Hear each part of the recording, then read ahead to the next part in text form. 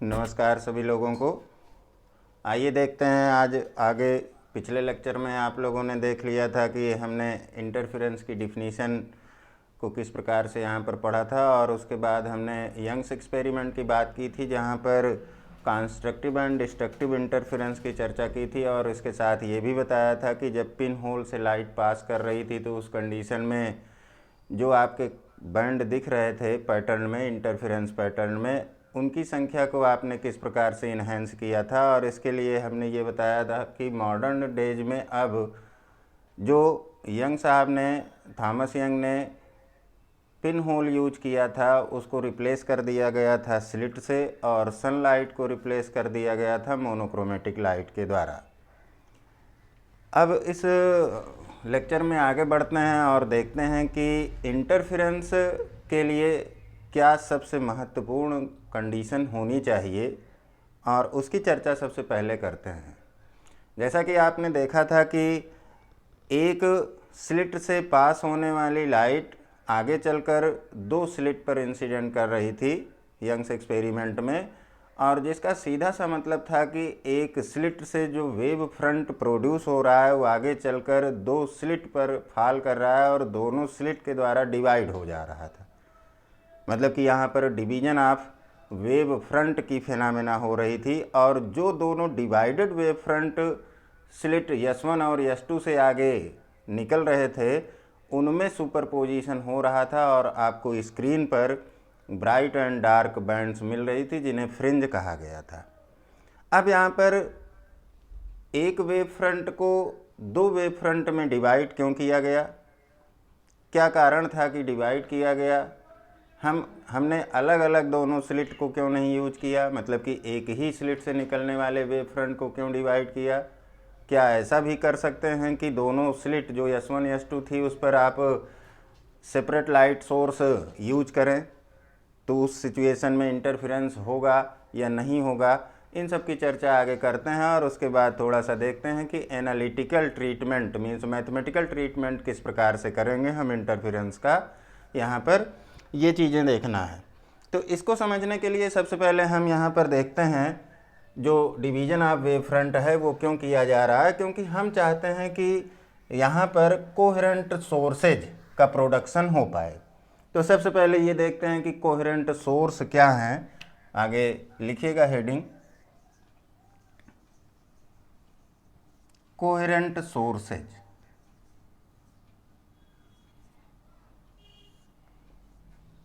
Coherent sources की बात करेंगे, जाहिर सी बात है कि यहाँ पर एक से ज़्यादा सोर्स होने चाहिए, और जनरली हम यहाँ पर दो सोर्स की चर्चा करेंगे डिवीजन ऑफ वेव फ्रंट के केस में। जो यंग्स एक्सपेरिमेंट में आपने देखा था स्लिट S1 और S2 वो दोनों स्लिट कोहेरेंट सोर्सेज की तरह बिहेव कर रहे हैं, और कोहेरेंट सोर्सेज की प्रॉपर्टी क्या होनी चाहिए ये यहाँ पर देखनी है।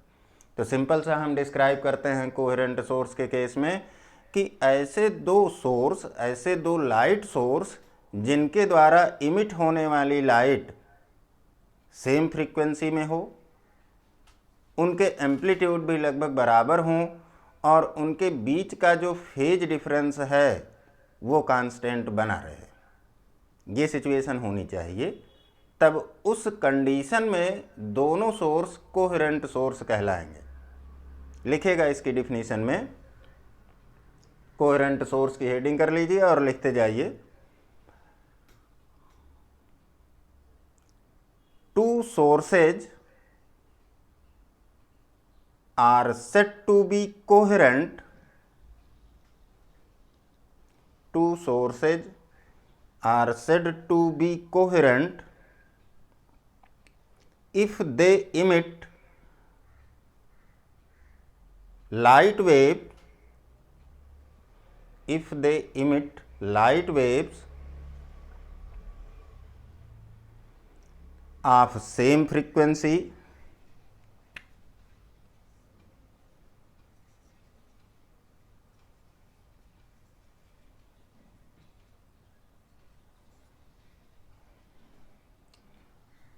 कहाँ में लगा के almost same amplitude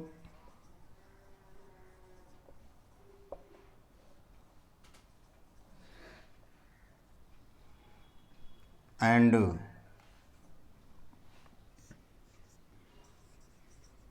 having constant phase difference.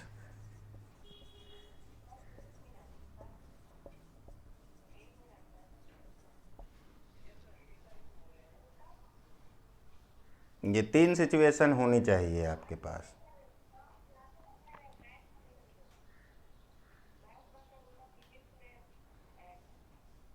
मतलब कि अगर कोई सोर्स, 2 सोर्स, ध्यान रखिएगा हमेशा प्लूरल में लिखेंगे, कोहेरेंट सोर्सेज, मतलब कि 2 या उससे ज़्यादा सोर्स होंगे। और ऐसे सोर्सेज की हम चर्चा करेंगे जिनके द्वारा, सबसे पहली सिचुएशन क्या है, सबसे पहली कंडीशन कि जो लाइट इमिट हो रही है उनकी फ्रीक्वेंसीज एक समान हो, सेम फ्रीक्वेंसी हो। दूसरी सिचुएशन की जो एम्पलीट्यूड हैं वो ऑलमोस्ट इक्वल है, मतलब कि एम्पलीट्यूड अगर आपने A1 और A2 लिया, 2 लाइट वेव हैं, तो ये ऑलमोस्ट इक्वल, लगभग बराबर या एग्जैक्टली इक्वल भी हो सकते हैं, A1 इक्वल टू A2, ठीक है।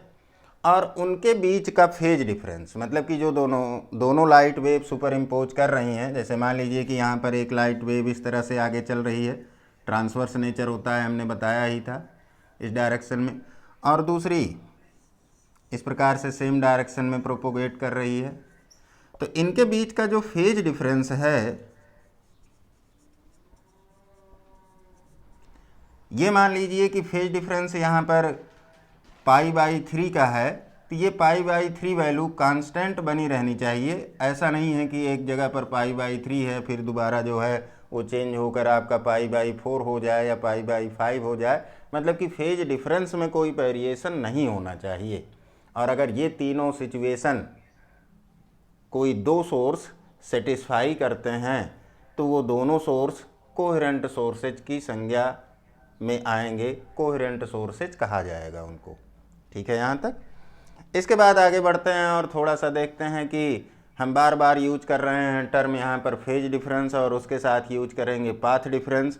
तो देखते हैं कि फेज डिफरेंस और पाथ डिफरेंस क्या है और इनके बीच में रिलेशनशिप क्या है। तो अगली बात देखते हैं यहाँ पर।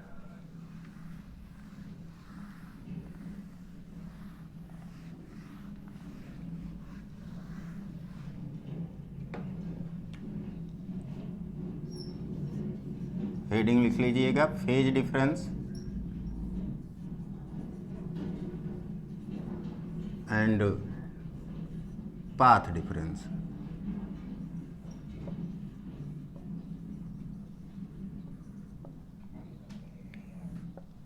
ठीक है, phase difference and path difference की चर्चा करते हैं। और इसके लिए हम यहाँ पर कंसीडर कर लेते हैं कि कोई प्लेन प्रोग्रेसिव वेव है, ट्रांसवर्स वेव, जो कि इस प्रकार से पॉजिटिव एक्स एक्सिस की डायरेक्शन में आगे प्रोसीड कर रही है। ये आपकी एक्स एक्सिस की डायरेक्शन है, पॉजिटिव एक्स एक्सिस, और डिस्प्लेसमेंट यहाँ पर वाई एक्सिस की डायरेक्शन में है।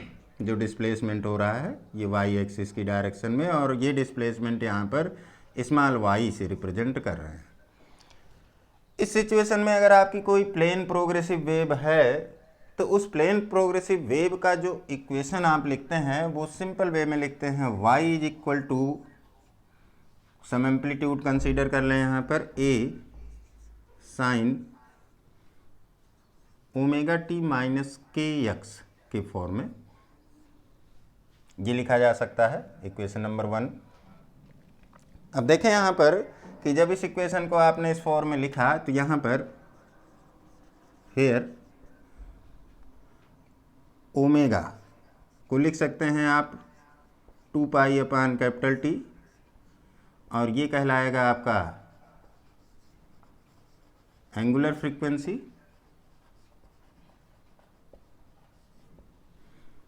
के की बात करें तो के को लिख सकते हैं 2π/λ, and this quantity is called, यहाँ पर इसको कहते हैं propagation constant.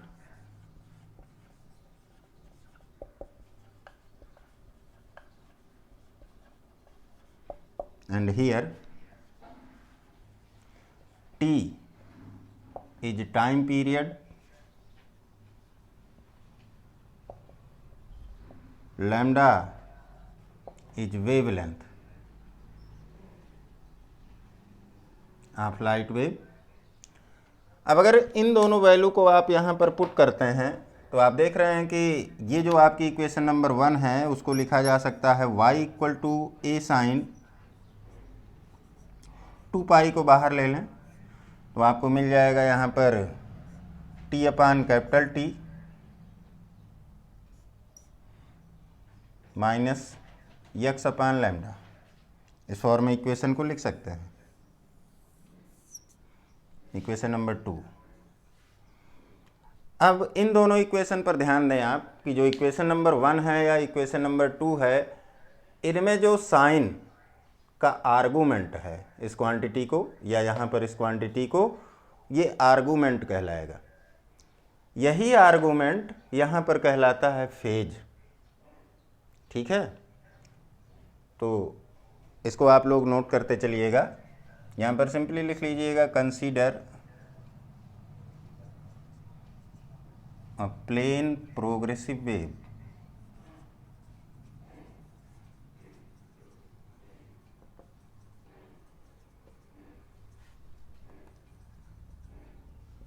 traveling in positive x direction। ठीक है,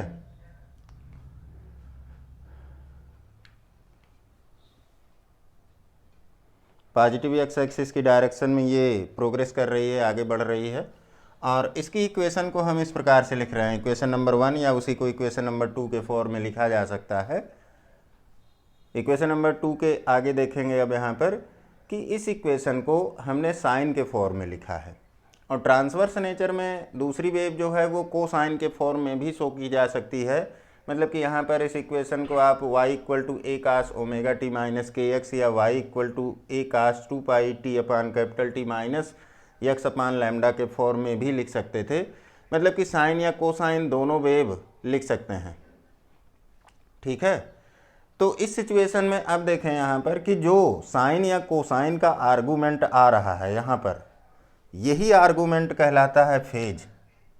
और फेज डिफाइन क्या करता है, अगर हम फेज की बात करें और इस प्लेन प्रोग्रेसिव वेव में एट एनी टाइम हम किसी पॉइंट की बात करते हैं, अगर लाइट वेव है तो उस कंडीशन में हम इलेक्ट्रिक फील्ड वेक्टर की बात करेंगे। Electric field vector at any position यहाँ पर लें, और ये पोजीशन आप दे रहे हैं एक्स एक्सिस की डायरेक्शन में x1, तो यहाँ पर जो ये टिप बना इलेक्ट्रिक फील्ड वेक्टर E का, इस टिप के डायरेक्शन ऑफ प्रोपोगेशन को यहाँ पर डिफाइन करेगा फेज, और उसके साथ ही साथ यहाँ पर पोजीशन जो कि x1 के द्वारा बताई जा रही है। मतलब कि अगर हम फेज की बात करते हैं तो phase define the stage of vibrating particle, और यहाँ पर वाइब्रेटिंग पार्टिकल ना होकर वाइब्रेटिंग इलेक्ट्रिक फील्ड वेक्टर है, उसके स्टेज की बात कर रहा है। स्टेज का मतलब कि position and direction of motion, इन दोनों की बात करेंगे। और यहीं पर अगर आपकी मैकेनिकल ट्रांसवर्स वेव होती तब इलेक्ट्रिक फील्ड की जगह पर मीडियम का पार्टिकल आ जाता। ठीक है, यहाँ पर आपकी लाइट वेव है और लाइट वेव इलेक्ट्रोमैग्नेटिक वेव है। इसका मतलब कि अगर इलेक्ट्रोमैग्नेटिक वेव है तो हम electric field and magnetic field vectors के वाइब्रेशन की बात करेंगे। और लाइट वेव के केस में हमने बताया था कि जो E अपान बी का रेशियो है इलेक्ट्रिक फील्ड और मैग्नेटिक फील्ड के मैग्नीट्यूड का रेशियो, ये स्मॉल c फ्री स्पेस में है या वैक्यूम में, मतलब कि E equal to B into C लिखा जा सकता है।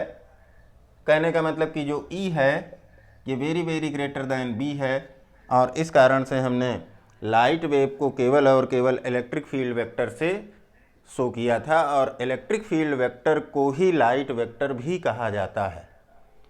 तो इस सिचुएशन में आप जब लाइट वेक्टर की बात कर रहे हैं तो वहाँ पर आप इलेक्ट्रिक फील्ड वेक्टर के वाइब्रेशन को देखते हैं, और अगर हम at any time t phase define करते हैं इस वेक्टर के वाइब्रेशन का, तो जहाँ पर जिस पोजीशन पर आप फेज डिफाइन कर रहे हैं उस पोजीशन पर उसके डायरेक्शन ऑफ मोशन की भी बात करेंगे।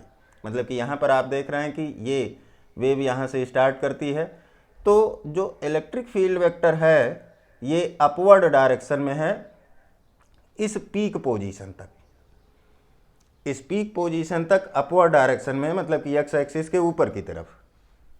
और जैसे ही पीक पोजीशन के आगे बढ़ेंगे, अब जो इलेक्ट्रिक फील्ड वेक्टर है वो रिड्यूस कर रहा है, मतलब कि डाउनवर्ड डायरेक्शन में इंक्रीमेंट हो रहा है या डाउनवर्ड डायरेक्शन में मूव कर रहा है। तो डायरेक्शन ऑफ मोशन इस पीक पोजीशन या मैक्सिमम पोजीशन, जिसे आप यहाँ पर क्रेस्ट कहते हैं, उसके दोनों तरफ अलग अलग होगी। एक तरफ अगर इंक्रीमेंट है तो दूसरी तरफ डिक्रीमेंट की डायरेक्शन होगी, मतलब कि इलेक्ट्रिक फील्ड वेक्टर रिड्यूस करता हुआ जा रहा है, उसकी टिप जो है डाउनवर्ड डायरेक्शन में जा रही है। और उसके साथ ही साथ पोजीशन x1 पर हम डिफाइन कर रहे हैं, मतलब कि फेज को हमने कहा कि वो स्टेज को डिफाइन करेगा वाइब्रेटिंग पार्टिकल या वाइब्रेटिंग फील्ड वेक्टर के। और स्टेज का मतलब हुआ position and direction of motion at any given instant. ठीक है, तो यहाँ पर जो ये आर्गूमेंट आ रहा है साइन या कोसाइन का, ये आर्गूमेंट डिफाइन कर रहा है फेज को। आगे लिखेंगे कि in the above equation 2, in the above equation 2, the argument of sine or cosine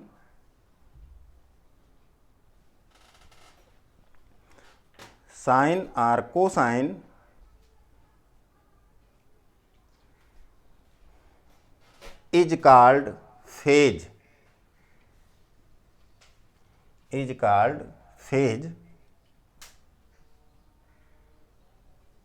at any instant t। यहाँ पर टाइम t है ना, तो उस क्षण की बात करेंगे, at any instant t, small t, time t पर।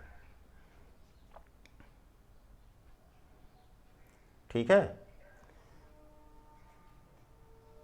इसका मतलब कि अब ये तो फेज हो गया। अब अगर हम इस प्लेन प्रोग्रेसिव वेव के फेज को एट एनी इंस्टेंट t दो पोजीशन पर मेजर करते हैं, सेम टाइम पर दो पोजीशन ले लें, एक आपकी ये x1 पोजीशन थी और दूसरी पोजीशन यहाँ पर कहीं पर ले लें x2, इस पोजीशन पर। तो उस सिचुएशन में अगर हम ये कह दें कि जो फेज हैं वो दोनों पोजीशन पर अलग अलग होंगे और उनको φ1 और φ2 मान लेते हैं। पैराग्राफ चेंज करके लिखिएगा कि if φ1 and φ2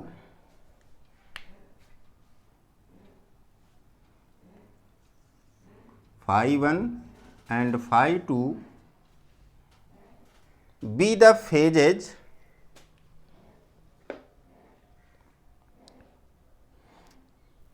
at positions x1 and x2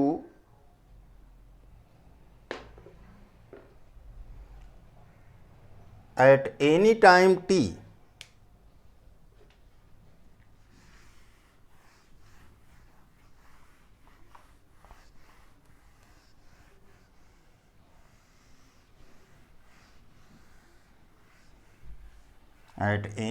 t, then we may write, अब आप लिख सकते हैं φ1 equal to 2 pi t upon capital T minus x1 upon lambda, ये लिखा जा सकता है। और इसी प्रकार से आप φ2 की बात करें तो उसको लिख सकते हैं 2 pi small t upon capital T minus x2 अपान लैम्डा। ये दो इक्वेशन आपकी मिलेंगी, equation number 3 and equation number 4। और इन दोनों इक्वेशन का अगर हम डिफरेंस ले लें, ठीक है,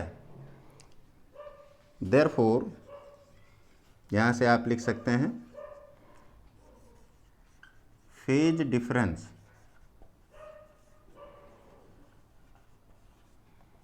फेज डिफरेंस की बात करें और फेज डिफरेंस को यहाँ पर हम लिखें अब φ2 माइनस φ1, मतलब कि इक्वेशन 4 माइनस इक्वेशन 3, ये इक्वल टू आपको मिल जाएगा यहाँ पर, ध्यान से देखिए कि अगर इस प्रकार से लिखते हैं तो ये आपको प्रोवाइड करेगा 2 pi upon lambda x1 minus x2, ये इक्वेशन मिलेगी। φ2 minus φ1 here defined as phase difference and x1 minus x2 दो पोजीशन का डिफरेंस है और ये डिफरेंस कहलाता है आपका पाथ डिफरेंस। यहाँ पर x1 माइनस x2, मतलब कि इसको आप लिख सकते हैं फेज डिफरेंस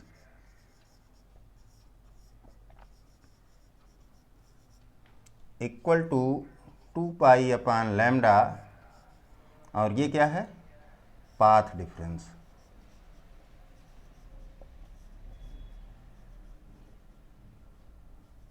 ठीक है, ये रिलेशनशिप आपको मिल रही है फेज डिफरेंस और पाथ डिफरेंस में। फेज डिफरेंस को जनरली हम फाई से रिप्रेजेंट करेंगे और पाथ डिफरेंस को होल थ्रो हम रिप्रेजेंट करेंगे यहाँ पर डेल्टा पी से।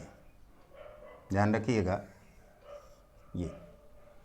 ये आपकी जो इक्वेशन आ रही है ये फाइनल इक्वेशन होगी, जो कि आपका phase difference and path difference के बीच रिलेशनशिप प्रोवाइड कर रही है। और ऑल थ्रू हम अपने स्टडी में इसको यूज करते हुए चलेंगे। जहाँ पर भी फेज डिफरेंस की बात करें तो आपको तुरंत ये पता होना चाहिए कि अगर फेज डिफरेंस समथिंग दिया गया है तो उसके रिस्पेक्ट में पाथ डिफरेंस क्या आएगा, या पाथ डिफरेंस दिया गया है तो फेज डिफरेंस क्या आएगा।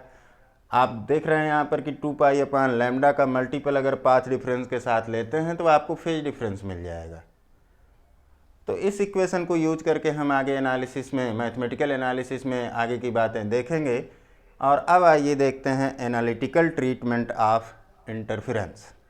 ठीक है, मतलब कि जो यंग्स एक्सपेरिमेंट में आपको थ्योरेटिकली बातें दिखाई गई थी उसका हम एनालिटिकल या मैथमेटिकल ट्रीटमेंट देखते हैं। और इसके लिए दो लाइट वेव को कंसीडर करना पड़ेगा जो कि सुपर इम्पोज कर रही हैं।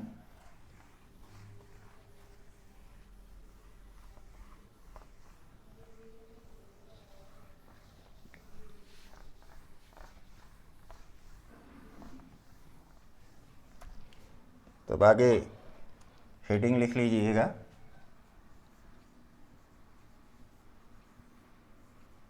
एनालिटिकल ट्रीटमेंट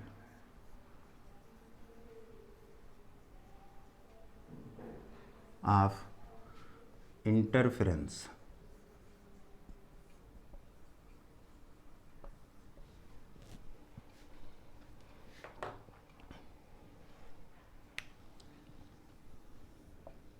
कंसीडर कर लेते हैं यहाँ पर दो superimposing wave. Consider to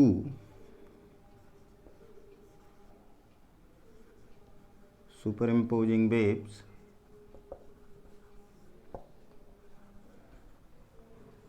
as, पहली वेव को यहाँ पर मान लेते हैं y1 equal to a1 sine omega t, और दूसरी वेव को आप मान लेते हैं y2 equal to a2 sine omega t minus phi. यहाँ पर फाई दोनों के बीच का फेज डिफरेंस है। ध्यान रखिएगा कि जब इंटरफेरेंस फिनोमेना आपको शो करना होगा तो उस सिचुएशन में वेव को कुछ इस प्रकार से लेंगे, amplitude a1 a2 approximately equal होंगे, फ्रीक्वेंसी ओमेगा एंगुलर फ्रीक्वेंसी है ये इक्वल होनी चाहिए और फेज डिफरेंस कांस्टेंट बना रहेगा। इस इक्वेशन को आप जनरली देखेंगे तो कुछ इस प्रकार से भी लिखते हैं, जैसे मान लीजिए कि आपने पहली इक्वेशन को लिख दिया y is equal to A sine के एक्स माइनस ओमेगा टी, या आप इसी को लिख सकते हैं y is equal to A sine omega t minus k x. ठीक है, पॉजिटिव नेगेटिव एक्सिस की डायरेक्शन है। या आप कभी कभी एक्सपोनेंशियल फॉर्म में भी लिख सकते हैं, y इक्वल टू आप लिख सकते हैं a e पावर j के एक्स माइनस ओमेगा टी, जहाँ पर साइन एंड कोसाइन दोनों टर्म आ जाएगा जब हम आयलर फार्मूला को यूज करेंगे। ई पावर जे, जहाँ पर जे इमेजिनरी नंबर है, जे जो है स्क्वायर रूट -1 है, यहाँ पर जे लेकर चल रहे हैं। तो जब आप इसको एक्सपैंड करेंगे तो ये इक्वेशन में दोनों टर्म आ जाएंगे, रियल एंड इमेजिनरी पार्ट, एक साइन और कोसाइन दोनों टर्म आएगा, और आप इसको लिख सकते हैं A cos K x minus omega t plus J A sine के एक्स माइनस ओमेगा टी। इसमें से किसी भी फॉर्म में लिख सकते हैं, और जनरली जब हम इस फॉर्म में इक्वेशन लिखते हैं तो ये मानकर चलते हैं कि जो प्रोपोगेशन है वो ओरिजिन से स्टार्ट कर रहा है, या जो आपकी वेव है वो ओरिजिन से स्टार्ट कर रही है, और उस सिचुएशन में यक्स की वैल्यू जो है 0 हो जाती है, तब आप यहाँ पर सिंपली ओमेगा टी लिख लेते हैं। हालांकि जो आपकी मैथमेटिकल एनालिसिस है उसमें आप किसी भी फॉर्म में इक्वेशन लिखें, चाहे आप इस फॉर्म में इक्वेशन को लिखें omega t minus k x के फॉर्म में, या सिंपली ओमेगा टी के फॉर्म में, एनालिसिस में कोई अंतर नहीं आएगा। या आप जो है एक्सपोनेंशियल वे में भी इक्वेशन को लिख सकते हैं। फिलहाल हम यहाँ पर सिंपलेस्ट वे में लेकर चलते हैं, जैसा कि हमने लिखा है दोनों इक्वेशन को यहाँ पर, और ये दो वेव हैं लाइट वेव जो कि सुपर इम्पोज करेंगी। डायग्राम अगर शो करना चाहें तो यहाँ पर आप इस प्रकार से शो कर सकते हैं, जैसा कि आपने यंग्स एक्सपेरिमेंट में दिखाया था कि यहाँ पर ये आपकी सिंगल स्लिट है जिसे आप सोर्स कह सकते हैं, यस, और इससे लाइट वेव इमिट हो रही है, और आगे आपने डबल स्लिट यूज की है, मतलब कि coherent source S1 and S2। ये वेव फ्रंट यहाँ पर स्ट्राइक करेगा, और अब S1 और S2 से वेव फ्रंट आगे बढ़ेगा। यहाँ पर आप स्क्रीन रख देते हैं, ये स्क्रीन का सेंट्रल पॉइंट होगा C, और यहाँ से जो लाइट वेव या डिस्टरबेंस इमिट होगा वो प्रत्येक डायरेक्शन में आगे बढ़ेगा, और हम मान लेते हैं कोई दो डिस्टरबेंस जो कि स्क्रीन के पॉइंट P पर जाकर सुपर इम्पोज कर रहे हैं। इस प्रकार से डायग्राम बना लीजिएगा आप लोग। यहाँ पर ये आपका सोर्स है, और ये सोर्स जनरली यहाँ पर मोनोक्रोमेटिक है, ठीक है। मोनोक्रोमेटिक सोर्स की बात कर रहे हैं, मतलब कि ऐसा सोर्स है जिसमें सिंगल कलर की लाइट इमिट हो रही है या सिंगल वेवलेंथ की लाइट इमिट हो रही है, और इससे जब इस सोर्स से निकलने वाले वेव फ्रंट को यहाँ पर हम ले आएंगे, S1 और S2 पर फॉल करेगा, तो इसके बाद ये दो वेव फ्रंट में डिवाइड हो जाएगा, डिवीजन ऑफ वेव फ्रंट है, और इसके बाद जो आगे बढ़कर सुपर इम्पोज करेंगे तो आपको स्क्रीन पर इंटरफेरेंस पैटर्न मिलेगा। यहाँ पर आपने इस पोजीशन पर स्क्रीन को पुट किया है, और इनको आप S1 और S2 को स्लिट कह सकते हैं, या इन्हीं को कोहेरेंट सोर्स भी कह सकते हैं। Coherent sources S1 and S2 हैं जो कि स्लिट के फॉर्म में हैं। इंटरफेरेंस की सिचुएशन ये होती है कि जो कोहेरेंट सोर्सेज हैं वो नैरो सोर्सेज होने चाहिए, और क्यों नैरो सोर्सेज होने चाहिए ये हम आगे डिफाइन करेंगे जब इंटरफेरेंस की कंडीशन की बात करेंगे, और वहाँ पर 3 कंडीशन देखेंगे आप। इम्पोर्टेंट पॉइंट होगा सस्टेन इंटरफेरेंस, उसके बाद देखेंगे contrast interference, and visual interference की बात करेंगे यहाँ पर, ठीक है। विजुअल या उसी को ऑब्जर्वेबल भी कह देते हैं।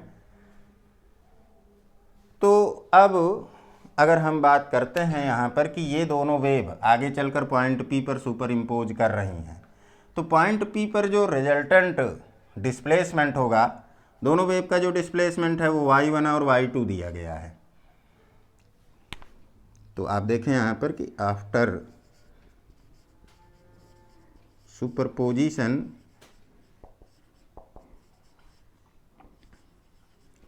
Resultant displacement,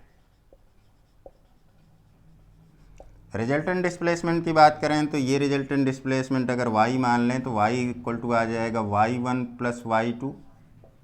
equation number 1 and 2 को अगर यूज करते हैं तो आप लिख सकते हैं y equal to, value put की जाए तो a1 sine omega t plus A2 sine omega t minus phi. फिर से लिखें इसको तो A1 sine omega t plus A2 sine omega t minus phi. Sine A minus B के फार्मूले के अकॉर्डिंग लिख लें तो ये आपका आ जाएगा sine omega t cos phi minus cos omega t sine phi. ठीक है, इसको लिख सकते हैं यहाँ पर A1 sine omega t plus A2 sine omega t cos phi minus A2 cos omega t sine phi.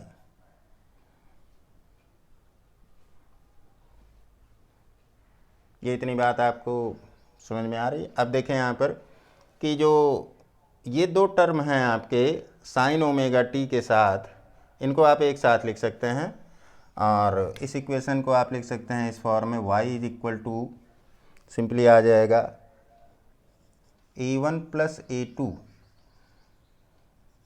कास फाई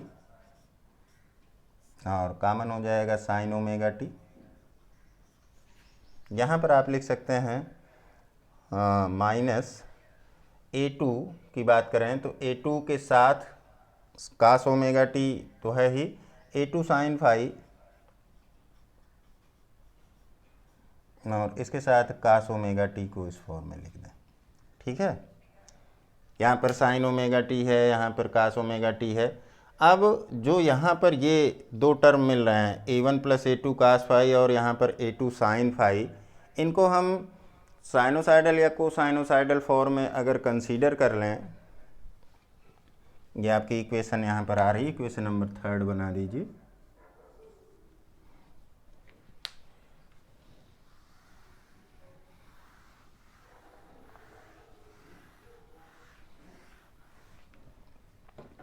इसको आप लिख सकते हैं यहाँ पर y equal to A1 plus A2 cos phi और इसकी जगह पर हम कंसीडर कर ले रहे हैं कैपिटल A कास थीटा और साइन ओमेगा टी आपका रहेगा ही। फिर यहाँ पर A2 साइन फाई को आप मान लें कि ये आपका साइन थीटा है कैपिटल A के साथ minus A sine theta cos omega t. ठीक है, और यहाँ पर डिफाइन कर दें where A cos theta equal to आपने क्या लिया था A1 plus A2 cos phi and A sine theta आपने लिया था A2 साइन फाई। ठीक है, ये जो आपकी इक्वेशन आई इक्वेशन नंबर 4, इसको अब आगे प्रोसीड करें तो फ्रॉम इक्वेशन 4 आप लिख सकते हैं y इक्वल टू ये आपका आ जाएगा A sine omega t cos theta minus A के साथ है cos omega t sine theta. तो ये सिंपली आपका क्या आ जाएगा, इसको लिख सकते हैं sign omega t minus theta के फॉर्म में, साइन ए माइनस बी के फॉर्म में। ये इक्वेशन आपकी आएगी और ये रिजल्टेंट वेव की इक्वेशन होगी इक्वेशन नंबर 5। इन दोनों को इक्वेशन यहाँ पर बना लें अलग अलग। पहले इनको हम इक्वेशन यहाँ पर 5 एंड 6 कर दें और इसको इक्वेशन नंबर 7। तो ये आपकी रिजल्टेंट वेव की इक्वेशन आ गई। और रिजल्टेंट वेव की इक्वेशन जो आ रही है, इस वेव को देखें तो यहाँ पर अब जो फेज डिफरेंस है, फेज के रूप में ओमेगा टी माइनस थीटा है और जो रिजल्टेंट एम्पलीट्यूड है वो कैपिटल ए है। इन दोनों की वैल्यू मतलब कि ए और थीटा की वैल्यू आप इन दोनों इक्वेशन 5 एंड 6 को यूज करके निकाल सकते हैं। कैसे निकालेंगे? यहाँ पर अगर इन दोनों इक्वेशन को हम स्क्वायर करके जोड़ें, squaring equation 5 and 6 on both sides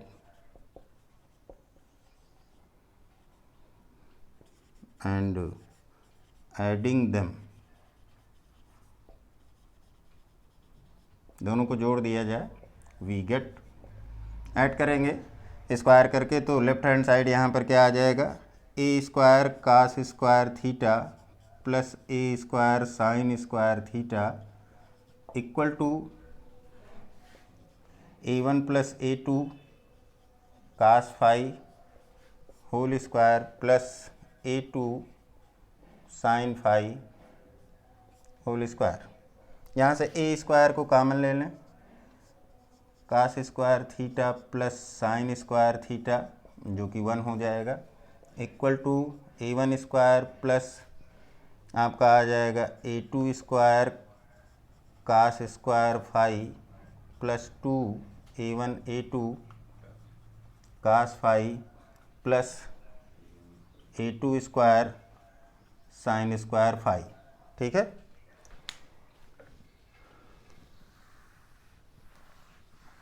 तो अब आप लिख सकते हैं यहाँ पर इसको लेफ्ट हैंड साइड सिंपली आपका बचेगा ए स्क्वायर इक्वल आ जाएगा, यहाँ पर देखें A1 स्क्वायर और A2 square cos square phi, यहाँ पर A2 square sine square phi.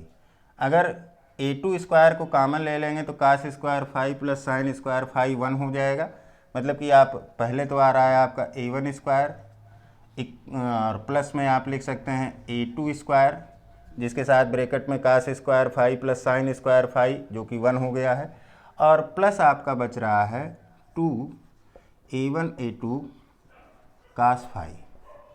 ये इक्वेशन आपकी मिली, इक्वेशन नंबर 8 आ जाएगी। एंड यहाँ से आप a की वैल्यू निकालें तो a इक्वल टू आ जाएगा square root A1 square plus A2 square plus 2A1 A2 cos phi. ठीक है, इसी प्रकार से आप थीटा की वैल्यू निकालें तो आप इक्वेशन नंबर 5 and 6 को अगर यूज करते हैं जिसमें आपने लिखा है a cos theta equal to A1 plus A2 cos phi and a sine theta को आपने लिखा था A2 साइन फाई, पीछे आप देखें अपनी इक्वेशन को, तो उन दोनों इक्वेशन से अगर अब हम यहाँ पर लिखना चाहते हैं और थीटा की वैल्यू निकालना चाहते हैं, इक्वेशन नंबर 6 को इक्वेशन नंबर 5 से डिवाइड कर दें, dividing equation 6 by equation 5 we get, आपको सिंपली मिलेगा a sine theta upon a cos theta equal to आ जाएगा A2 sine phi upon A1 plus A2 cos phi. Clear है? तो यहाँ से लेफ्ट हैंड साइड आपको मिल गया ये A1, a से a कैंसिल होगा, sine theta upon cos theta tan theta equal to A2 sine phi upon A1 plus A2 cos phi, और यहाँ से आप लिख सकते हैं थीटा की value and theta will become equal to tan inverse A2 sine phi upon A1 plus A2 cos phi. तो जो आपकी रिजल्टेंट इक्वेशन आई है, इक्वेशन आपने लिखा था y equal to capital A sine omega t minus theta, उसमें आपको capital A की वैल्यू मिल गई और उसमें जो थीटा की वैल्यू है वो भी आपको इन दोनों इक्वेशन से मिल जा रही है, इक्वेशन नंबर 9 एंड 10 से। अब आइए आगे बढ़ते हैं, क्योंकि आपको इंटरफेरेंस का ट्रीटमेंट करना है तो आपको पॉइंट P पर रिजल्टेंट इंटेंसिटी चाहिए, और पॉइंट P पर जो रिजल्टेंट एम्पलीट्यूड है वो कैपिटल A के द्वारा दिया जा रहा है, और इंटेंसिटी के लिए आप जानते हैं कि intensity is directly proportional to the square of the amplitude, मतलब कि आप लिख सकते हैं इंटेंसिटी को ए स्क्वायर के प्रोपोर्शनल में। तो सिंपली यहाँ पर देखें,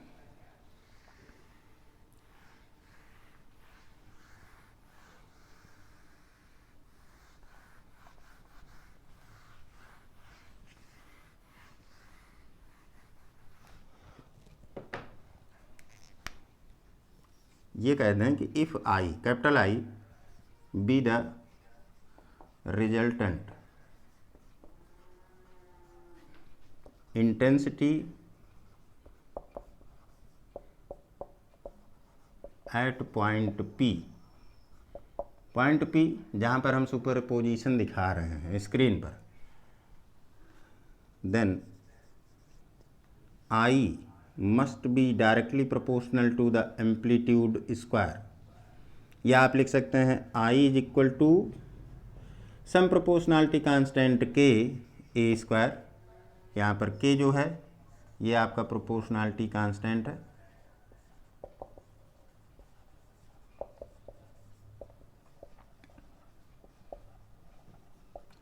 अब अगर इस इक्वेशन में आप ए की वैल्यू पुट करते हैं, ए स्क्वायर की, substituting value of A, we get, A की वैल्यू पुट करें तो आई आपका आएगा K A one square plus A two square plus 2 a1 a2 cos phi. Clear है? तो ये तो आपकी रिजल्टेंट इंटेंसिटी आई एम्पलीट्यूड के फॉर्म में, और एम्पलीट्यूड ये a1 a2 किसके हैं? इन दोनों वेव के जो सुपर इम्पोजिंग वेव हैं, इसका a1 मान लें, इसका a2 मान लें, तो सुपर इम्पोज कर रही हैं पॉइंट P पर। तो पॉइंट P पर जो रिजल्टेंट इंटेंसिटी आई है एम्पलीट्यूड के फॉर्म में ये आएगी, ठीक है। और अगर हम इन दोनों सुपर इम्पोजिंग वेव की इंटेंसिटी, इंडिविजुअल इंटेंसिटी को I1 और I2 माने, जो A1 एम्पलीट्यूड के साथ है इसकी इंटेंसिटी को I1 मान लें और इसकी इंटेंसिटी को I2 मान लें, तो जो I1 I2 है इंटेंसिटी वो उन दोनों इंडिविजुअल वेव के एम्पलीट्यूड के स्क्वायर के डायरेक्टली प्रोपोर्शनल होगी। मतलब कि अगर I1 की बात करते हैं तो I1 को आप लिख सकते हैं के A1 स्क्वायर, और इसी प्रकार से I2 को लिख सकते हैं के A2 स्क्वायर। तो जो आपकी ये इक्वेशन आ रही है, इक्वेशन 11 बना लें, इस इक्वेशन को आप इस फॉर्म में भी लिख सकते हैं, I इक्वल टू के A1 स्क्वायर I1 हो जाएगा प्लस के A2 स्क्वायर I2, और यहाँ पर आ जाएगा प्लस 2 के A1 A2, 2 के A1 A2 को आप लिख सकते हैं, जैसे यहाँ पर आ गया आपका के A1 A2। तो अगर इस क्वांटिटी को हम स्क्वायर रूट में लिखें तो आप लिख सकते हैं के A1 स्क्वायर और इसके साथ के A2 स्क्वायर। भाई सबका स्क्वायर करके स्क्वायर रूट ले लिया जाए, इस फॉर्म में लिख सकते हैं। और के A1 स्क्वायर क्या है? I1 है, और के A2 स्क्वायर I2। मतलब कि यहाँ पर जो क्वांटिटी है इसको आप लिख सकते हैं 2 square root I1 I2 cos phi. तो ये इक्वेशन इंटेंसिटी के फॉर्म में आ गई। पहले लेक्चर में हमने बताया था कि जब इंटरफेरेंस होगा तो इंटरफेरेंस फिनोमेना में इंटेंसिटी का डिस्ट्रीब्यूशन इस प्रकार से होगा कि जो दोनों सुपर इम्पोजिंग वेव्स हैं उनकी इंडिविजुअल इंटेंसिटी के सम से ज़्यादा इंटेंसिटी कुछ स्थानों पर और कुछ स्थानों पर उनके इंडिविजुअल इंटेंसिटी के सम से कम आएगी। यहाँ पर आप देख रहे हैं कि जो cos फाई का टर्म है इसकी अगर हम मैक्सिमम मिनिमम वैल्यू की बात करते हैं तो कोसाइन टर्म की जो मैक्सिमम वैल्यू है वो +1 और मिनिमम वैल्यू -1 होगी। मतलब कि अगर मिनिमम वैल्यू लेते हैं तो ये माइनस साइन आ जाएगा -1 से मल्टीप्लाई करने पर, और मैक्सिमम वैल्यू के केस में ये प्लस हो जाएगा।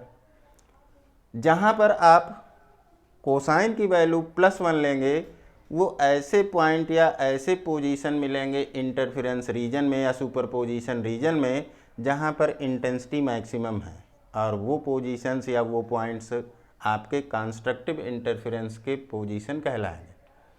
और जहाँ पर कोसाइन टर्म की वैल्यू -1 लेंगे वहाँ पर इंटेंसिटी मिनिमम हो जाएगी, और वो पोजीशन आपके डिस्ट्रक्टिव इंटरफेरेंस के कहलाएंगे या मिनिमा के कहलाएंगे।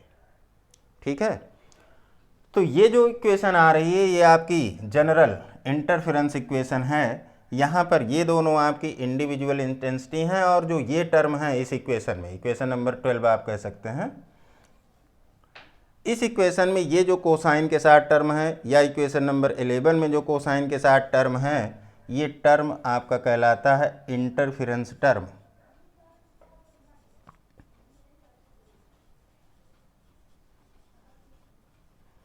तो ये तो आपका एनालिटिकल ट्रीटमेंट हुआ, जैसा कि हमने डिफिनीशन में बताया था। इंटरफेरेंस की डिफिनीशन में ही आपने जाना था कि जब हमने इंटरफेरेंस को डिफाइन किया था तो ये कहा था कि when 2 or more than 2 wave trains travelling in almost same direction having same frequency almost same amplitude and constant phase difference superimpose, then in the region of superposition the resultant intensity differ from the sum of individual intensity of the superimposing waves।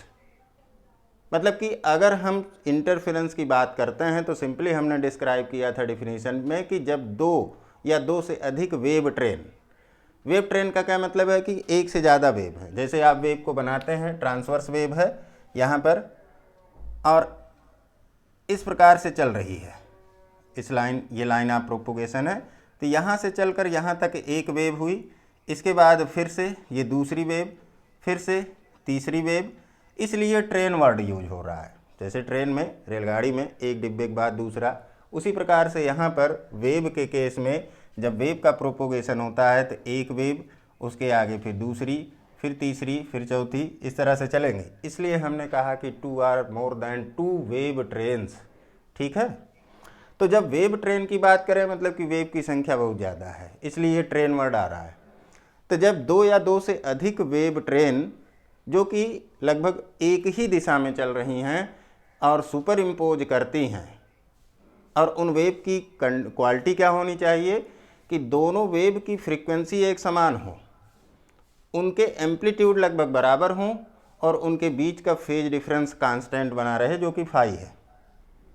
तब इस situation में superposition reason में जो resultant intensity है आई, वो दोनों wave की individual intensity I1 I2 से डिफ़र करेगी, अंतर आएगा, और वो डिफरेंस यहाँ पर ये मिलेगा।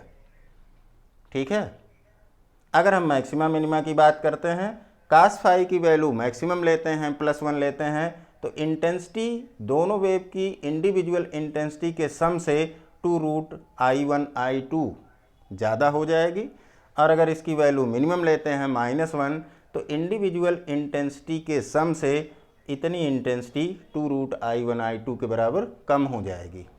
जहाँ पर इंटेंसिटी ज़्यादा होगी वहाँ पर इंटेंसिटी का मैक्सिमा मिलेगा जिसे कंस्ट्रक्टिव इंटरफेरेंस कहेंगे, जहाँ पर इंटेंसिटी कम होगी उस पॉइंट पर इंटेंसिटी का मिनिमा मिलेगा जिसे डिस्ट्रक्टिव इंटरफेरेंस कहते हैं। हिंदी में आप जिसे संपोषी और विनाशी व्यतिकरण की संज्ञा देते हैं। ठीक है, इतना यहाँ तक क्लियर है। अब इसके बाद आइए देखते हैं इसी कंडीशन को कि मैक्सिमा मिनिमा कब मिल रहा है। Condition for maxima and minima की बात कर लेते हैं।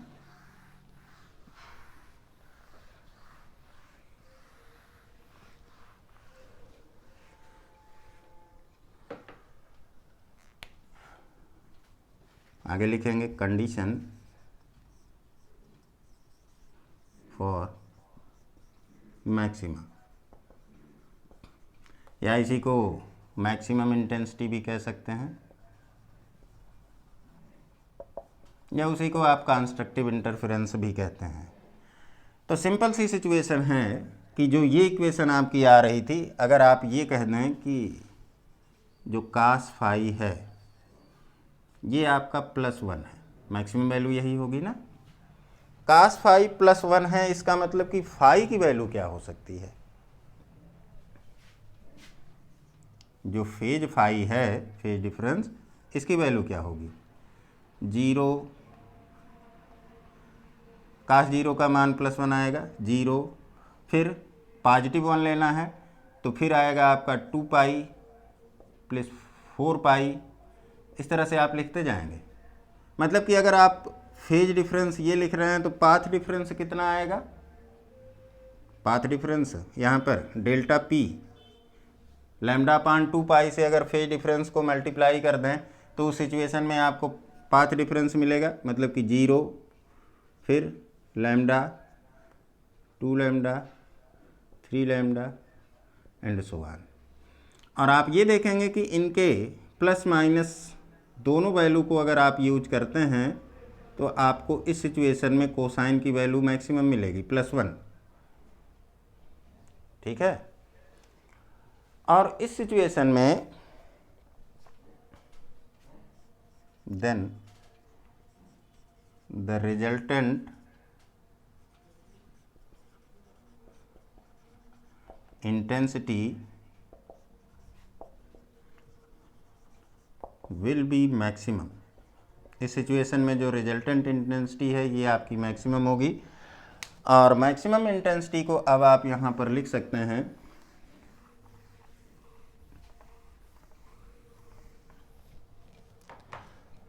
I max. अगर आप इक्वेशन नंबर 11 के अकॉर्डिंग लिखते हैं तो आप लिख सकते हैं कि A1 प्लस A2 स्क्वायर के फॉर्म में आएगा +2 A1 A2।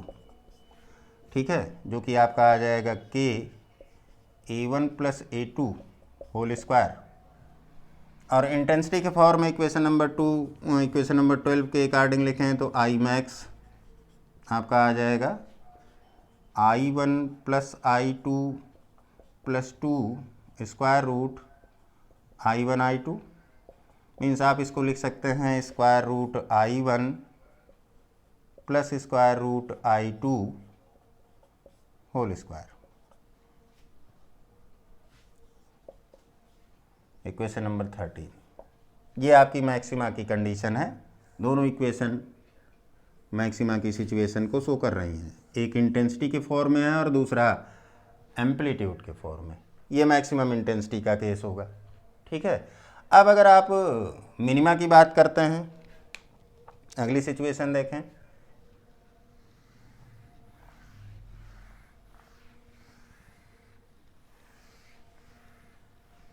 Condition for minima और मिनिमम इंटेंसिटी।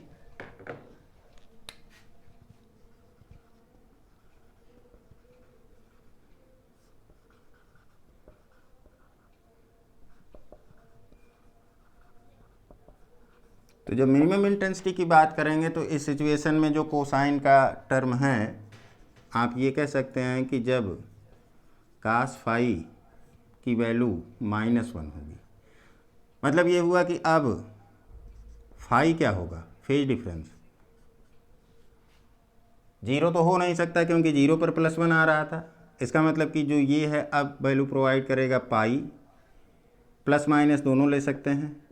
इसके साथ फिर क्या हो सकता है भाई 3 पाई, फिर 5 पाई प्लस माइनस के साथ एंड सो ऑन। मतलब कि आप देख रहे हैं कि यहाँ पर जो फेज डिफरेंस है वो ऑड नंबर मल्टीपल ऑफ पाई है। इसका मतलब कि जब आप पाथ डिफरेंस की बात करेंगे डेल्टा पी, तो आपको लैम्डा अपान 2 पाई से मल्टीप्लाई करना पड़ेगा। तो जो आपको वैल्यू मिलेगी पाई की जगह पर path difference plus minus lambda by 2, 3 पाई की जगह पर प्लस माइनस 3 लैम्डा बाई 2, 5 पाई की जगह पर प्लस माइनस 5 लैम्डा बाई 2 आएगा एंड सो ऑन। ठीक है, मतलब कि जो पाथ डिफरेंस है वो odd number multiple of half wavelength है। ऑड नंबर यहाँ पर 1 का मल्टीप्लिकेशन है, यहाँ पर 3 का, यहाँ पर 5 का, और वेवलेंथ का आधा है, odd number multiple of half wavelength, और जब ये सिचुएशन होगी देन इंटेंसिटी इस सिचुएशन में मिनिमम हो जाएगी, रिजल्टेंट इंटेंसिटी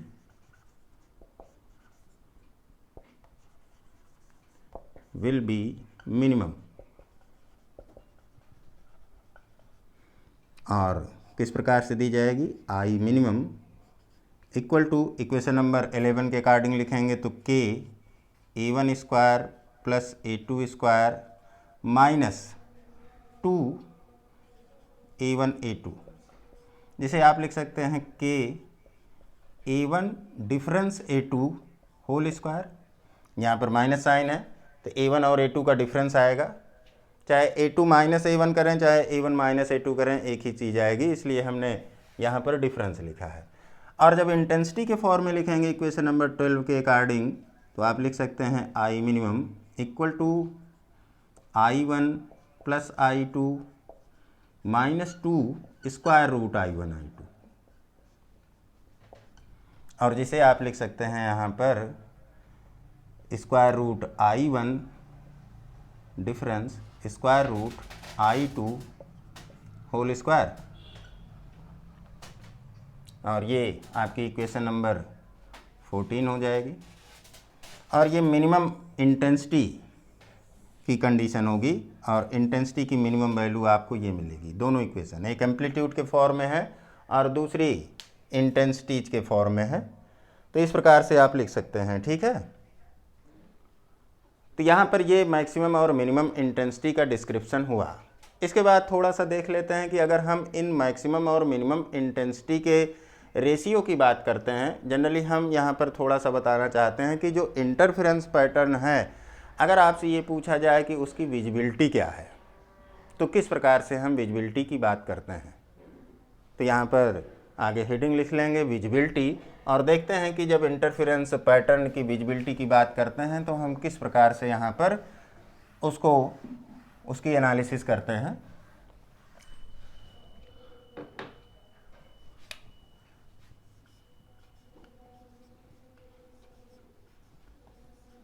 विजिबिलिटी, इसको हम कैपिटल V से रिप्रेजेंट कर दें तो सिंपली जो विजिबिलिटी है it is defined as V equal to I max maximum intensity interference pattern में minus I minimum minimum intensity upon I max plus I minimum, ये इसकी डिफिनीशन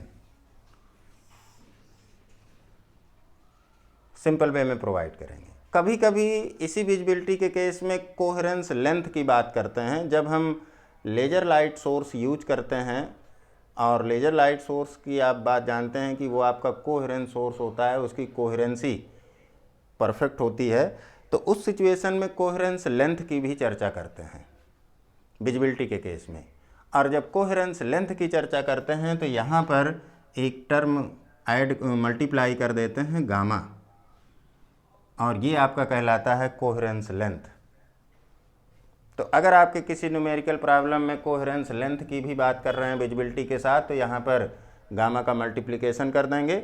अदरवाइज अगर आपसे केवल विजिबिलिटी की बात कर रहे हैं तो गामा का मल्टीप्लिकेशन नहीं करेंगे, क्योंकि जो आपने यहाँ पर डिवीजन ऑफ वेव फ्रंट किया है, मोनोक्रोमेटिक लाइट सोर्स यूज किया है, वो आपका कोहेरेंसी की कंडीशन को सेटिस्फाई एक्चुअली नहीं कर रहा है। ये जनरली तब करते हैं जब आप लेज़र लाइट सोर्स यूज करते हैं, जैसे मान लीजिए कि हीलियम नियॉन लेज़र की बात कर रहे हैं और हीलियम नियॉन लेज़र से निकलने वाली रेड लाइट को आप यूज कर रहे हैं, तो उस कंडीशन में कोहेरेंसी की बात कर सकते हैं और कोहेरेंट लेंथ की बात करते हैं। हालांकि उसको हम देखेंगे कोहेरेंस के चैप्टर में और लेज़र के चैप्टर में कि क्या होती है कोहेरेंस लेंथ और उसकी चर्चा कैसे करते हैं, वहाँ पर एक बार फिर से हम विजिबिलिटी का एक्सप्रेशन देखेंगे। यहाँ पर सिंपल वे में देखते हैं कि किस प्रकार से हम विजिबिलिटी का डिटर्मिनेशन करते हैं, और हमने ये बताया कि अगर विजिबिलिटी को आपको कैलकुलेट करना है तो ये डिफिनीशन यूज करेंगे। और मैक्सिमम और मिनिमम इंटेंसिटी आपको पता है, अगर हम मैक्सिमम और मिनिमम इंटेंसिटी का डिफरेंस ले लें, पहले निकाल लिया जाए। हियर आई मैक्स की जो वैल्यू है आपकी आई थी I1 प्लस I2, इंटेंसिटी के फॉर्म में लिखें +2 स्क्वायर रूट I1 I2, और मिनिमम इंटेंसिटी आपने लिखा था I minimum equal to I1 plus I2 -2 square root I1 I2। अगर इनसे यहाँ पर वैल्यू पुट की जाए तो जो विजिबिलिटी V है आई मैक्स माइनस आई मिनिमम कितना आ जाएगा? आई max minus I minimum, minus करेंगे तो ये साइन प्लस हो जाएगा, मतलब कि ये दोनों जुड़ जाएंगे, तो आपका आ जाएगा 4 स्क्वायर रूट I1 I2, और आई मैक्स प्लस आई मिनिमम करेंगे तो ये टर्म जो इंटरफेरेंस टर्म है वो कैंसिल आउट हो जाएंगे, तो 2I1 प्लस I2 ये वैल्यू मिलेगी। या आप इसी को लिख सकते हैं V equal to 2 square root I1 I2 upon I1 plus I2, ये आपकी विजिबिलिटी आएगी। और इस सिचुएशन में अगर आपको न्यूमेरिकल वैल्यूज दी गई हैं तो आप बड़ी आसानी से विजिबिलिटी को फाइंड आउट कर सकते हैं। यहाँ पर इसको equation number 13 and this is equation number 14। तो ये आपका हुआ यहाँ पर एनालिटिकल ट्रीटमेंट, ठीक है। अब देख लेते हैं आगे कि जब इंटरफेरेंस हो रहा है तो उस सिचुएशन में इंटेंसिटी का डिस्ट्रीब्यूशन कैसे होता है। हम इंटेंसिटी डिस्ट्रीब्यूशन की थोड़ी सी चर्चा कर लेते हैं, और इसके लिए हम सस्टेन इंटरफेरेंस की कंडीशन को अप्लाई करेंगे। तो आगे देखते हैं अब distribution of intensity.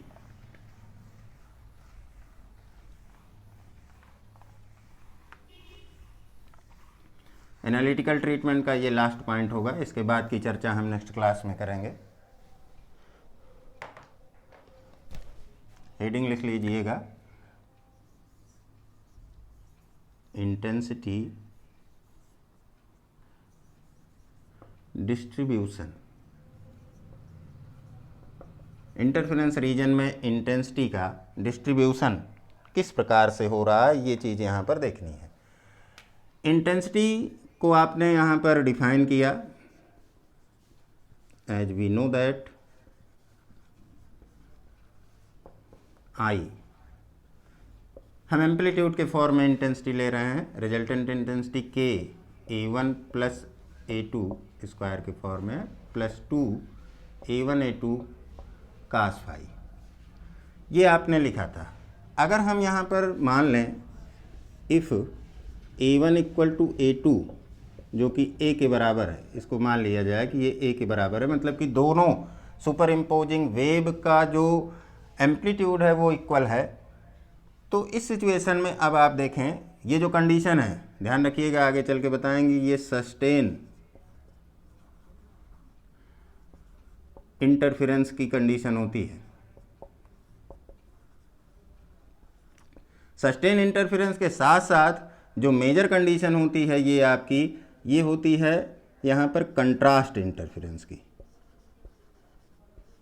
Contrast interference मतलब कि इंटरफेरेंस आपका सस्टेन तो है ही, सस्टेन का मतलब कि स्टेबल इंटरफेरेंस है, लेकिन उसके साथ साथ कंट्रास्ट भी होगा। कंट्रास्ट का मतलब कि आप यहाँ पर देखेंगे अभी कि इस सिचुएशन में अब जब हम इंटेंसिटी की बात करते हैं तो आई क्या आ जाएगा, A1 प्लस A2 स्क्वायर के रूप में प्लस 2A1 A2, और A1 A2 को हमने A के बराबर ले लिया तो ये आ जाएगा आपका K 2A square plus 2A square cos phi, ठीक है। मतलब कि आप इसको लिख सकते हैं 2A स्क्वायर को बाहर ले लिया जाए तो 2KA square 1 plus cos phi लिख सकते हैं, और 1 प्लस कास फाई आप सिंपली लिख सकते हैं 2KA square into 2 cos square phi by 2, क्योंकि 1 plus cos phi 2 cos square phi by 2 के इक्वल होगा। इस फॉर्म में लिखा गया, मतलब कि जो आई है ये आपकी आ जा रही है 4 square cos square phi by 2। ये एक्सप्रेशन मिला आपका इंटेंसिटी का। अब ये इंटेंसिटी मैक्सिमम और मिनिमम कब होगी?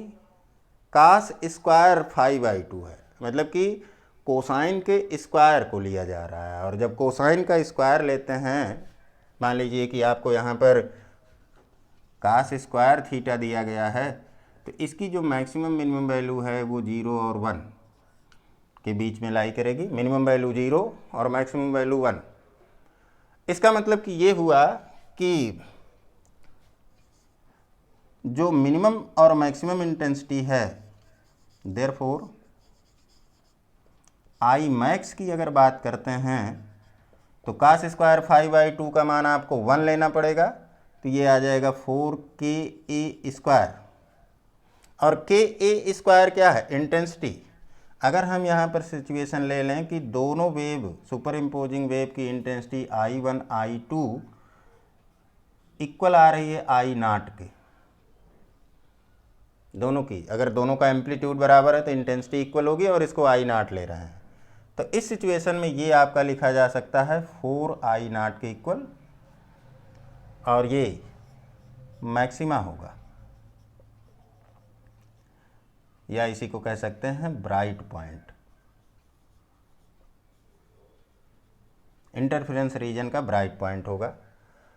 एंड मिनिमम इंटेंसिटी की बात करें इस सिचुएशन में, तो कास स्क्वायर फाई बाई 2 की वैल्यू 0 ले सकते हैं, मतलब कि मिनिमम इंटेंसिटी 0 होगी, तो ये आपका मिनिमा होगा, या इसी को कहते हैं डार्क पॉइंट।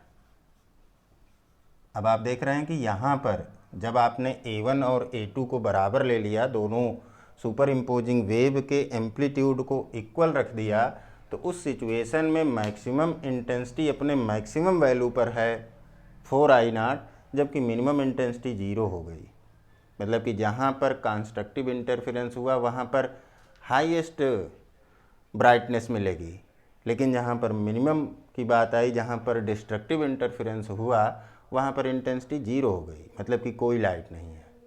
और इस प्रकार की जब सिचुएशन मिलती है और जो इंटरफेरेंस पैटर्न में आपकी ब्राइट डार्क फ्रिंजेज मिलती हैं, उसमें ब्राइट फ्रिंज की इंटेंसिटी मैक्सिमम और डार्क फ्रिंज की इंटेंसिटी 0 हो जाए, तो वो कंट्रास्ट इंटरफेरेंस की सिचुएशन आती है।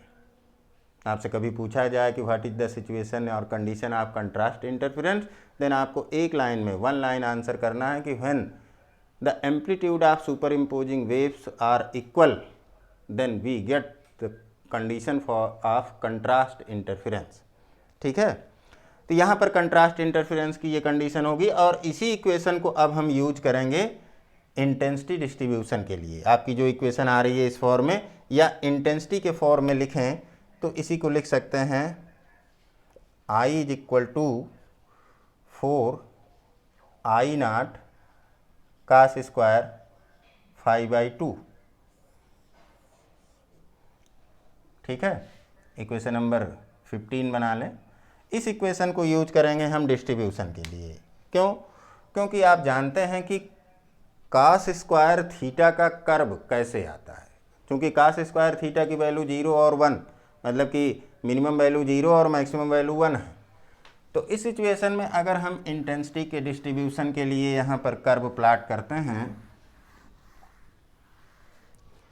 तो कुछ इस प्रकार से कर्व मिलेगा आपको। यहाँ पर ये मान लेते हैं कि इंटेंसिटी की वैल्यू है इस डायरेक्शन में इंटेंसिटी, और यहाँ पर इंटेंसिटी 0 है। लेफ्ट राइट एक्सिस की डायरेक्शन में यहाँ पर हम फेज डिफरेंस या पाथ डिफरेंस की बात कर लेते हैं। और आप यहाँ पर देख रहे हैं कि कास स्क्वायर फाई बाई 2 है।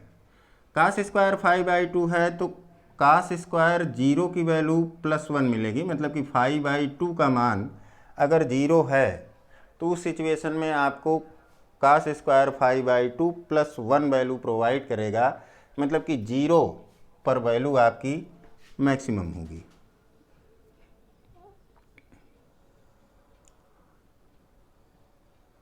और वैल्यू 0 कहाँ पर आएगी? Minimum value.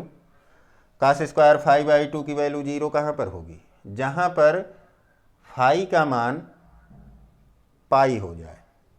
मतलब कि अगर फाई का मान पाई रखेंगे तो पाई बाई टू मिलेगा, और कास पाई बाई टू 0 है तो cos square pi by two भी 0 होगा।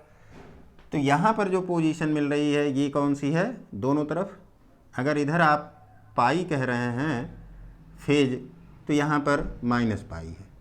और इसके बाद फिर जब 2 पाई पर जाएंगे तो उस सिचुएशन में अब 2 पाई का मतलब कि यहाँ पर पाई मिलेगा, कास स्क्वायर पाई, फिर से आपको जो है कास पाई की बात करें तो -1 है, तो कास स्क्वायर पाई क्या हो जाएगा?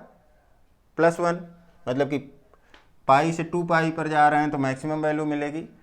यहाँ पर ये जो पीक पॉइंट मिल रहा है ये मैक्सिमम इंटेंसिटी का केस है। यहाँ पर इंटेंसिटी मैक्सिमम हो रही है और ये मैक्सिमम इंटेंसिटी 4I0 या इसी को आपने कहा था 4KA² के इक्वल है, ठीक है। और पाई पर इंटेंसिटी 0, फिर 2 पाई पर मैक्सिमम, 3 पाई पर 0, फिर 4 पाई पर मैक्सिमम, 5 पाई पर 0, फिर 6 पाई पर मैक्सिमम, 7 पाई पर 0। इस तरह से चलेगा। यहाँ पर पाई, फिर जो है पाई पर 0 था, फिर 3 पाई, बीच की जो पोजीशन आ रही है यहाँ पर 0 पाई, ये 2 पाई है, 3 पाई, यहाँ पर 4 पाई मैक्सिमम है, फिर 5 पाई, फिर 6 पाई और फिर 7 पाई पर। इस तरह से आगे बढ़ते जाएंगे।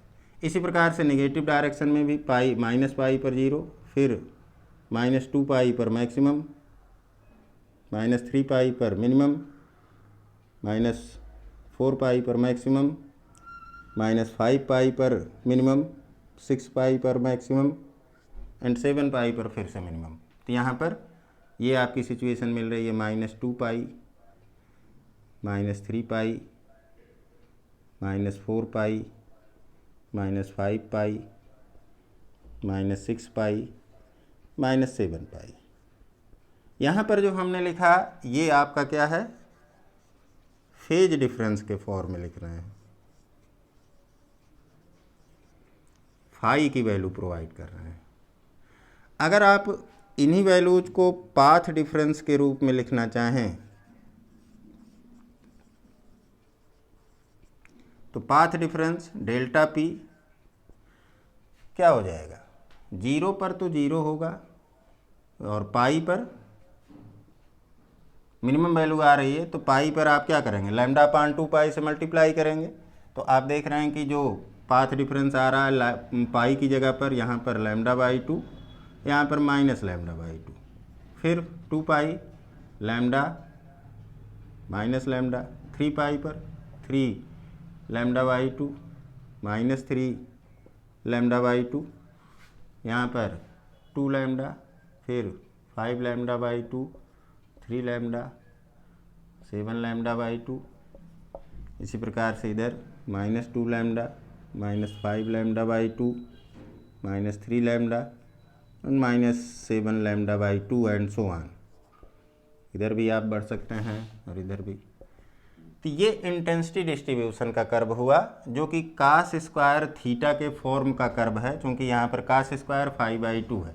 अब आप देखें यहाँ पर कि अगर हम मिड लाइन ड्रा करते हैं फेज एक्सिस के पैरेलल, तो यहाँ पर जो ये रीजन है ये आपका होगा 2 स्क्वायर रूट, अगर इंटेंसिटी अलग अलग लें तो I1 I2, जो कि यहाँ पर आएगा 2I0 के बराबर जब एम्पलीट्यूड इक्वल लेंगे, और ये रीजन भी आपका 2I1 I2 के बराबर है, जो कि 2I0 के इक्वल आ रहा है। मतलब ये हुआ कि जब हम इंटेंसिटी के डिस्ट्रीब्यूशन की बात करते हैं और उस सिचुएशन में आप ये मान लेते हैं कि कंट्रास्ट इंटरफेरेंस की सिचुएशन है, मतलब कि एम्पलीट्यूड इक्वल हैं, तो आपको परफेक्ट मैक्सिमा मिनिमा मिलते हैं, जहाँ पर मिनिमा 0 और मैक्सिमा मैक्सिमम इंटेंसिटी के साथ होगा। लेकिन अगर एम्पलीट्यूड इक्वल नहीं है। हमने कहा था कि ऑलमोस्ट इक्वल हो सकते हैं, लगभग बराबर हो सकते हैं, और जब लगभग बराबर होंगे तो उस सिचुएशन में जो मिनिमा है वो मिनिमा आपका परफेक्ट जीरो नहीं आ सकता। मतलब कि मिनिमा पर जो इंटेंसिटी ऑफ लाइट है वो जीरो नहीं होगी अगर A1 एग्जैक्टली A2 के बराबर नहीं है तब। और उस सिचुएशन में ये टर्म यहाँ पर कास फाई के साथ आता है, फेज डिफरेंस कास फाई के साथ। ठीक है, तो ये यहाँ पर इस प्रकार से इंटेंसिटी का डिस्ट्रीब्यूशन होगा। तो यहाँ पर हमने एक बार समराइज करें तो क्या क्या चीज़ें देखी। पहली चीज़ हमने देखी कोहेरेंट सोर्स। हमने ये कहा कि कोहेरेंट सोर्सेज ऐसे सोर्स हैं जिनके द्वारा इमिट होने वाली लाइट वेव की फ्रीक्वेंसी बराबर हो, एम्पलीट्यूड लगभग बराबर हो और उनके बीच का फेज डिफरेंस कांस्टेंट बना रहे। एक टर्म में हम कहें तो ये कह सकते हैं कि जो कोहेरेंट सोर्स है वो मोनोक्रोमेटिक लाइट वेव को प्रोड्यूस करेगा, मतलब कि सिंगल वेवलेंथ की लाइट वेव, दोनों सोर्स। क्योंकि जैसे ही कोहेरेंट सोर्सेज की बात करते हैं तो दो या दो से ज़्यादा सोर्स होंगे। उसके साथ ही साथ दो सेपरेट सोर्स कभी भी कोहेरेंट सोर्स नहीं हो सकते हैं। चाहेंगे तो एक लाइन उसमें बढ़ा लेंगे कोहेरेंट सोर्स की डिफिनीशन में कि two individual source can never be treated as coherent sources. कारण इसका ये होगा कि अगर दो इंडिविजुअल सोर्स हैं तो वो कभी भी सेम फ्रीक्वेंसी की लाइट, ऑलमोस्ट सेम एम्पलीट्यूड और कांस्टेंट फेज डिफरेंस की लाइट वेव को इमिट नहीं कर सकते हैं। इसलिए कभी भी दो सेपरेट सोर्स से हमें इंटरफेरेंस फिनोमेना नहीं प्राप्त होती है या इंटरफेरेंस पैटर्न नहीं मिलता है। और इस कारण से हमें एक सोर्स के वेव फ्रंट को ही दो पार्ट में डिवाइड करना पड़ता है, और जो दो पार्ट डिवाइड होकर मिलते हैं, जैसा कि यंग्स एक्सपेरिमेंट में आपने देखा कि S1 और S2 है दो सोर्स, वो दोनों आपके कोहेरेंट सोर्स हैं। क्योंकि जब एक सोर्स से आप दो सोर्स बनाएंगे तो उस सिचुएशन में कोहेरेंट सोर्सेज की कंडीशन सेटिस्फाई होगी, अदरवाइज नहीं हो सकती है। तो ये चीज़ आपने यहाँ पर देखा।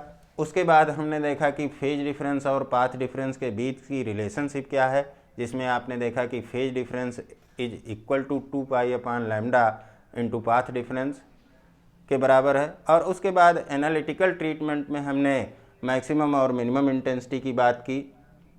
इंटेंसिटी का एक्सप्रेशन आपने निकाला I is equal to I1 plus I2 plus 2 square root I1 I2 cos phi.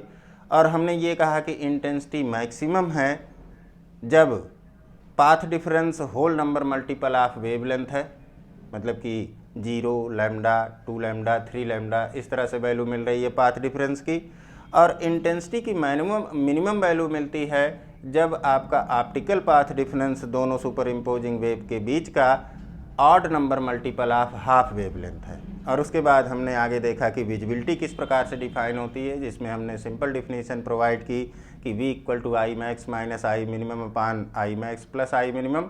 और इसके द्वारा आपने देखा कि यहाँ पर जब मैक्सिमम मिनिमम इंटेंसिटी पुट करते हैं तो जो विजिबिलिटी है वो आपकी 2 square root I1 I2 upon I1 plus I2 के इक्वल आती है। साथ ही हमने थोड़ी सी चर्चा की कि अगर कोहेरेंस लेंथ की बात की जा रही है तो विजिबिलिटी का जो एक्सप्रेशन आ रहा है उसमें कोहेरेंस लेंथ लैम्डा के फॉर्म में मल्टीप्लाई करके लिखते हैं। और उसके बाद हमने फाइनली ये देखा कि किस प्रकार से इंटेंसिटी का डिस्ट्रीब्यूशन इंटरफेरेंस रीजन में या सुपरपोजिशन रीजन में होता है, और उसमें हमने यहाँ पर कंट्रास्ट इंटरफेरेंस की सिचुएशन को भी डिस्कस किया, और जिसमें कहा कि अगर सुपर इम्पोजिंग वेव के एम्पलीट्यूड इक्वल हैं तो उस सिचुएशन में हमें इंटरफेरेंस कंट्रास्ट मिलेगा सस्टेन होने के साथ साथ। ये इतनी चीज़ें डिस्कस की। आज के लिए इतना ही। Thank you. देखते हैं नेक्स्ट लेक्चर में आगे।